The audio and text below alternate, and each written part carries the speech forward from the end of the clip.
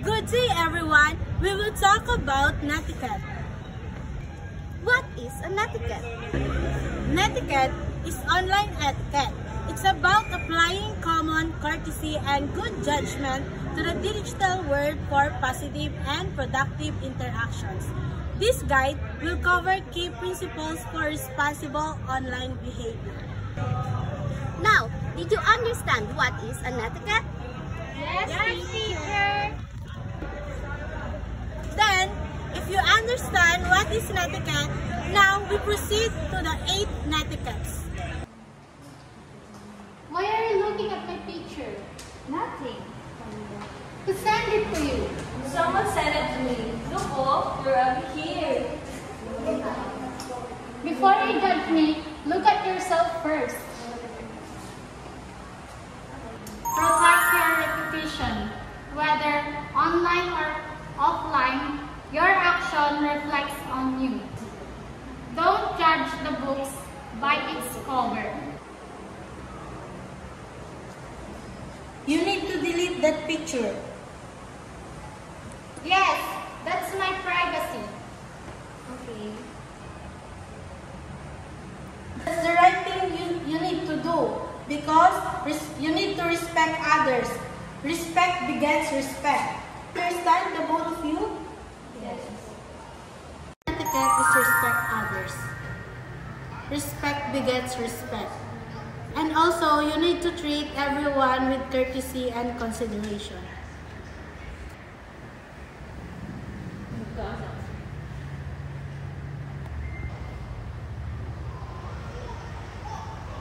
Number 3 netiquette, express yourself clearly and use emoticons.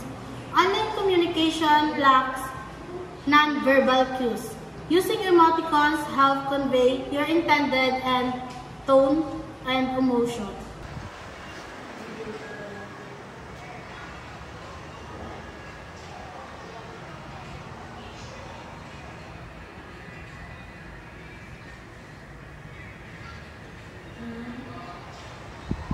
Therefore, remember the intellectual property.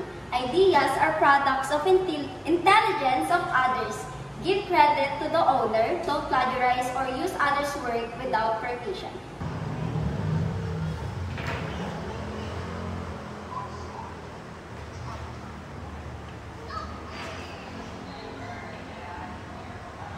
Netiquette number 5. Good writing demonstrates professionalism and respect audience time.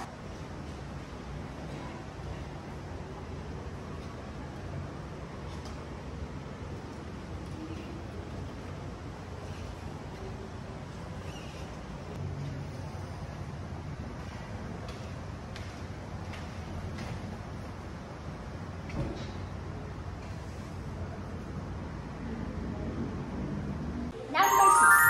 Post before you post. Think before you act. Once something is online, difficult to remove. Remember, think before you click.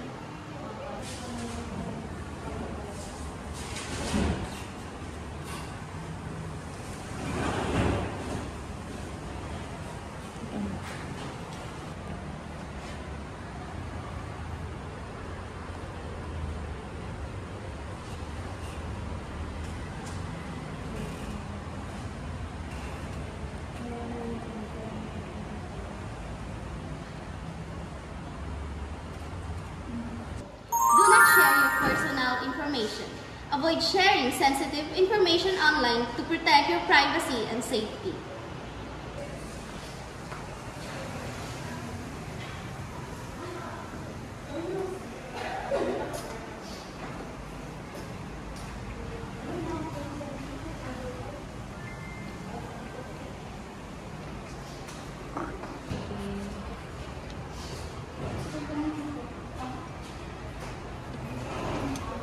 Now I realize that playing gambling is not good for you.